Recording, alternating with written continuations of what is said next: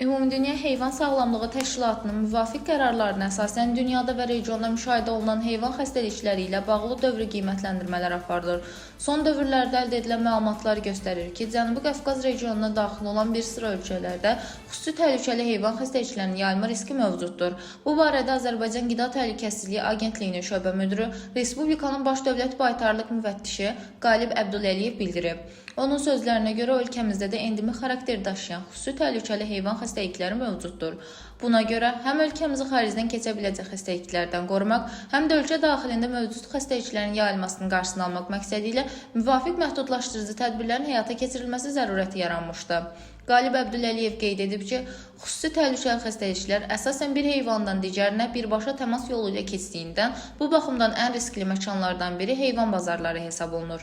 Bu səbəbdən qərar alınıb ki, 25 oktyabr tarixindən etibarən Respublika ərazisində bütün heyvan bazarlarının fəaliyyəti müvəqqəti olaraq məhdudlaşdırılsın. Stat, məhdudiyyət tədbirləri mərhələli şəkildə tətbiq olunur.